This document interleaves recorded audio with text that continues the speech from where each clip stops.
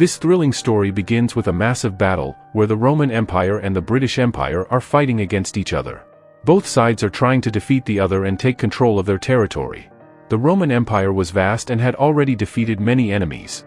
However, when it came to attacking the British Empire, a great king of Britain named Hayden had built huge walls around his territory. Because of these walls, Roman soldiers could not enter, and for many years, the citizens of Britain remained completely safe. Many years pass during this process, and now the story shifts to a forest where a group of people are seen performing a strange ritual. A boy named Long arrives there, holding a map. When the unknown people see the map, they notice star formations and various rituals written on it, rituals that could perform powerful acts.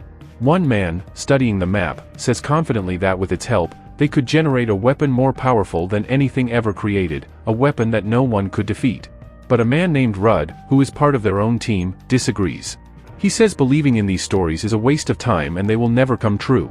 Instead, he insists that they must take over the remaining territory. It is revealed that the main leader of the team and Rudd are brothers, but their thoughts are completely different.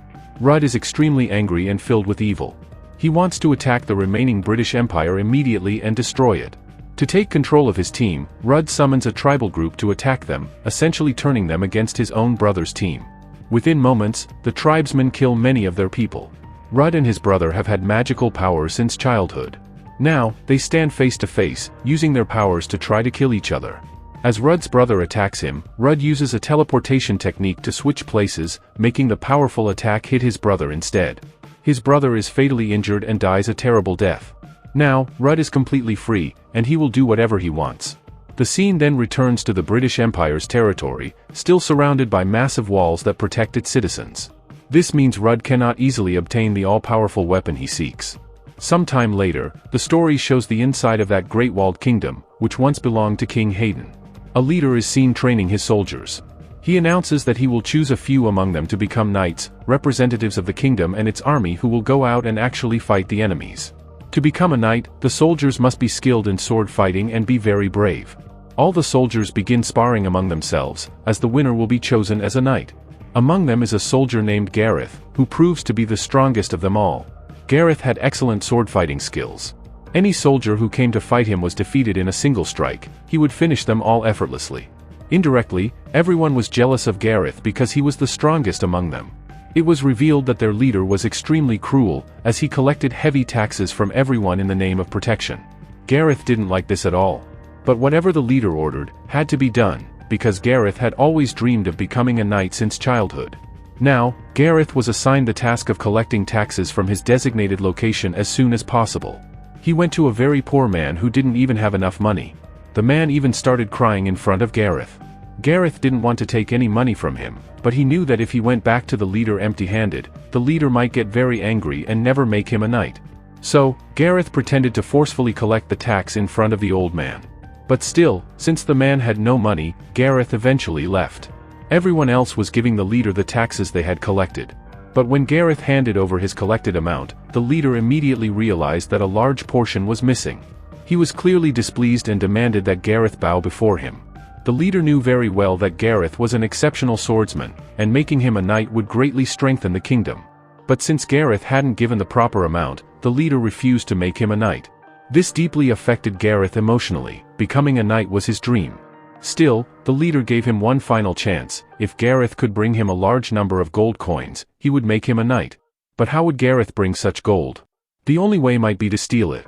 The next day, the leader is seen handing out silver swords to several soldiers. He was officially making them knights. But not Gareth. Gareth stood to the side, watching them quietly.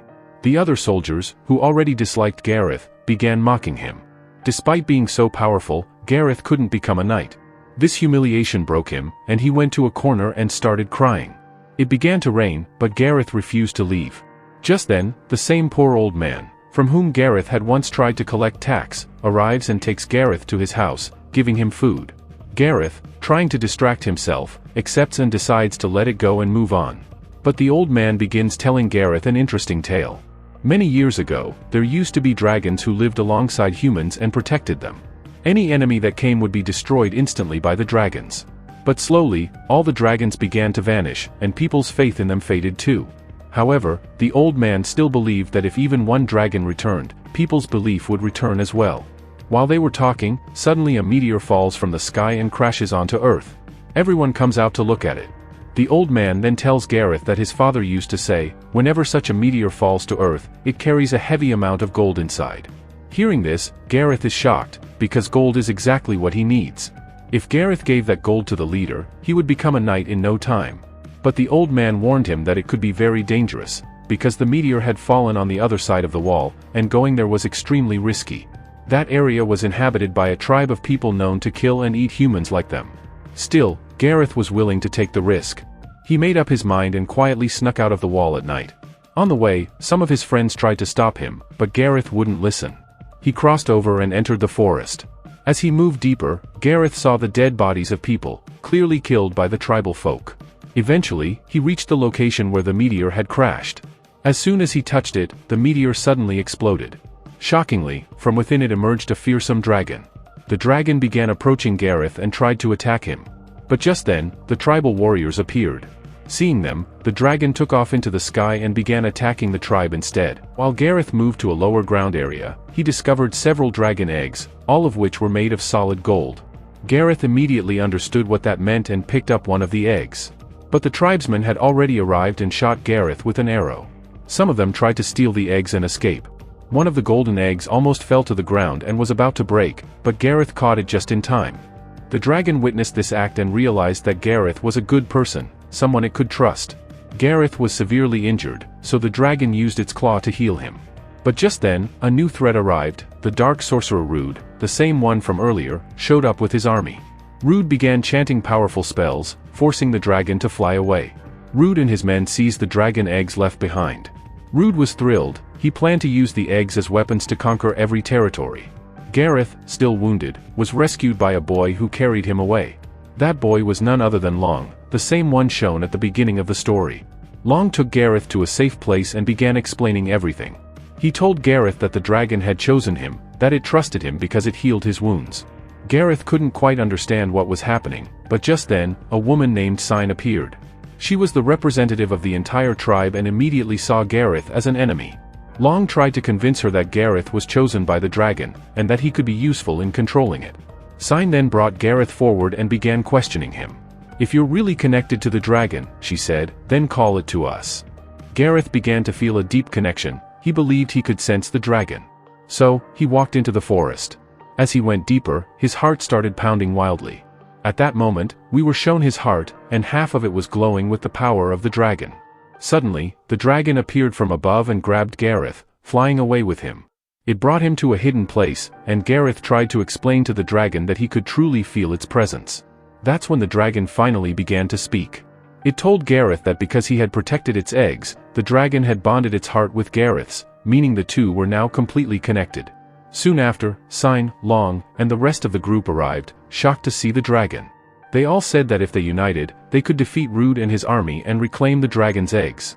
The dragon agreed and began preparing to head toward Rude and his soldiers. Rude's army had camped for the night near a large territory. The dragon then told Gareth and Sign that Rude had cursed him. Because of the curse, the dragon could not appear in sunlight or even bright light, or it would grow weak and eventually die. However, if someone could extinguish the flames and torches burning around Rude, the dragon could launch an attack on his soldiers. Sign then asked the dragon, if they helped recover his eggs, would he help them defeat Rude's army in return? Sign and her tribe longed for peace in the land. After thinking it over, the dragon agreed. Gareth and Sign devised a plan and approached the army's camp. Gareth managed to sneak in and extinguish one of the torches, but the plan went sideways. Rude and his men captured him. The dragon saw an opportunity and tried to attack, but Rude had already prepared for this. He set the surroundings on fire, which scared the dragon away. Now, Rude and his men began torturing Gareth. Sign and the others couldn't help him just yet. Rude tied Gareth to a tree and prepared to burn him alive. But at that same moment, the dragon also began to feel intense pain, revealing the truth. The dragon and Gareth were spiritually and physically connected. When Rude realized this, he was stunned. If Gareth died, the dragon would die too. So Rude decided not to kill Gareth, at least not yet. Meanwhile, Long, Sign, and their allies were hiding behind trees, waiting for the right moment to rescue Gareth. Long then revealed to Sign a crucial secret. Rude had hidden his soul inside the moonlight itself. If they could somehow block the moonlight, defeating Rude would become much easier. So, they waited for the perfect opportunity. At that moment, Long used his powers to spread fog across the area. Taking advantage of the cover, Fug, another ally, also used his powers to intensify the fog. Using the dense mist, Sign and her warriors infiltrated the camp to rescue Gareth. Under the fog, they launched a surprise attack on Rude and his soldiers, killing many of them. Gareth, now free, joined the fight and helped Sign battle the enemies. Together, they drove Rude's army back. Gareth also managed to steal back the dragon eggs, and seeing the opportunity, they all escaped from the camp. Later, when Rude learned what had happened, he was furious. He commanded his soldiers to chase after them. Meanwhile, Gareth returned to the others with the eggs. They were all traveling by horse cart now to stay ahead of danger. But Long was completely exhausted. Whenever he used magic, it drained his powers. Sign's warriors warned everyone, Rude and his army were close behind. They needed to reach a safe location fast. The dragon, who was with them, thanked them for saving its eggs. Under the sunlight, the dragon became almost invisible, blending in to avoid detection. As everyone got on the cart to continue, one of the eggs accidentally fell and cracked open. The loud explosion alerted Rude and his soldiers, who now knew their exact location, and were heading straight toward them. The dragon had already told Gareth that some of the eggs would be destroyed along the way, and that was unavoidable. As they continued their journey, the group reached a cave, where they could possibly spend the night. In that moment, Gareth discovered something strange.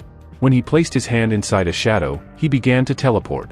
That's when the dragon explained, he had the power to teleport through shadows, and when he linked his heart with Gareth's, all his abilities were transferred to Gareth as well. This meant that Gareth now had the power to vanish into any shadow. Hearing this made Gareth extremely excited. He thought it was a cool ability and tried to test it.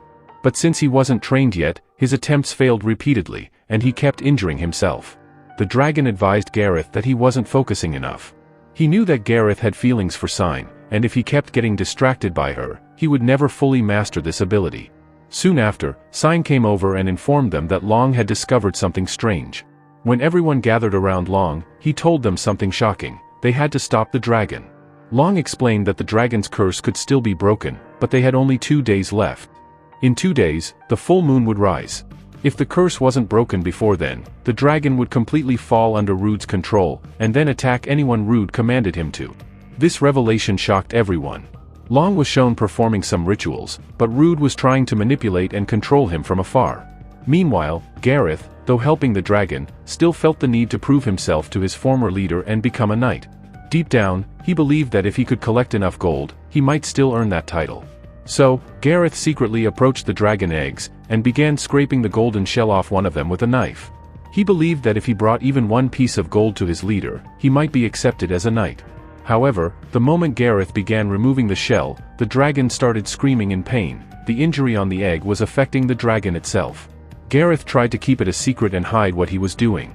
The next morning, as the group continued their journey, they noticed that tribal people were taking several captives.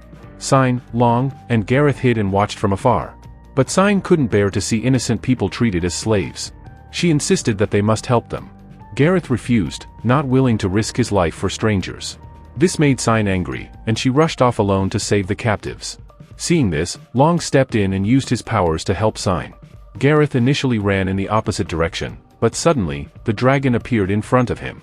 The dragon reminded Gareth, "You are a warrior, and warriors never run. They stand with their companions." Hearing this, Gareth realized his mistake. He turned back and ran to help Sign. Meanwhile, Rude arrived on the battlefield with his massive army, launching a fierce attack on them. But the dragon told Gareth that some of the eggs had become very weak, and he could use them to attack the enemies. So Gareth picked up the dragon eggs and told Sign to aim at them. As soon as Sign shot an arrow at one of them, it flew toward Rude's soldiers and exploded. Before the explosion could even happen, Gareth had already vanished into the shadows, showing that he was starting to control his mind and learning how to use this ability. After several such explosions, Rude became extremely weak and decided it was better to retreat. However, while leaving, he told Sign that she too would die soon, just like he had killed her mother. This made Sign furious, as Rude was the one who had murdered her mother. But at this point, they needed a proper plan. Gareth and Long helped Sign and brought her back. Long then tried to explain something important to Gareth. Only 1 day was left before the dragon would come fully under Rude's control. Long told Gareth that when the time came, he should remind the dragon of the good memories they had shared together. That might be the only way to bring the dragon back to its senses. Everyone was terrified, and the moment they feared seemed to have arrived. The dragon also knew he would go out of control, so he told Gareth to leave. Gareth, deeply emotional, told the dragon that he was still not a warrior. But the dragon replied that he had never seen a warrior better than Gareth. Under the full moonlight, the dragon lost control and started flying straight toward Rude's kingdom. Meanwhile, Gareth brought Sign and Long back to their leader. The leader was extremely angry at Gareth for leaving the safety of the wall. But Gareth showed him one of the dragon eggs and said it was covered in gold. At this moment, Sim suspected Gareth might be betraying them. However, Gareth genuinely wanted to help. He clearly told the leader how Rude was controlling the dragon and planning a devastating attack. If they didn't prepare, many people would die. But the leader didn't believe Gareth. He immediately had him captured and chained to the wall. Sign and Long were also taken prisoner. In the very next moment, we see Rude's massive army approaching from the forest, reaching the front of the leader's giant walls. High above, the dragon under Rude's control appeared. On Rude's command, the dragon entered the city and began unleashing fire, causing destruction everywhere. First, it broke down the main gate, allowing Rude's tribe to enter. A massive war broke out on all sides. Long quickly used his magic to swap Gareth's position and free him. Gareth was now free and joined the battle, fighting alongside his people. The sudden attack resulted in the deaths of many of the leader's soldiers, but they had no choice but to keep fighting. The dragon, still under Rude's control, continued destroying several structures. It looked as though the entire kingdom would be wiped out in a single strike. We now see Gareth again, who had returned to the leader's side amid the chaos. The leader was actually a coward who was busy gathering supplies to escape from the place. But now, Gareth challenged him to a fight. Both drew their swords and began attacking each other. The fight was intense, but it seemed like the leader had the upper hand. He slashed Gareth's arm with his sword, causing him great pain, a pain that was somehow also felt by the dragon.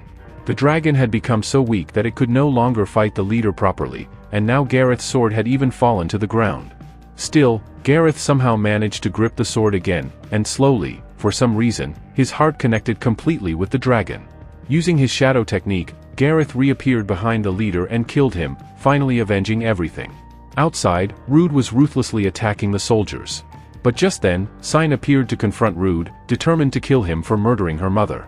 Sign attacked Rude fiercely, and he was unable to withstand her rage.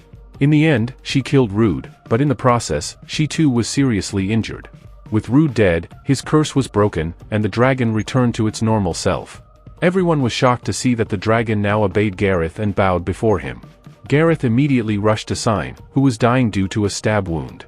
The dragon then gave Gareth one of its eggs and instructed him to place it over Sign's heart. As soon as he did that, all the power within the egg flowed into Sign's body, and she came back to life. Everything was finally fine again. The next day, the entire tribe and the soldiers accepted Gareth as their new leader and honored him respectfully. Gareth finally confessed his love to Sign, and the two were ready to live a peaceful life together. The dragon too had now become the protector of their land. And that's how our story ends.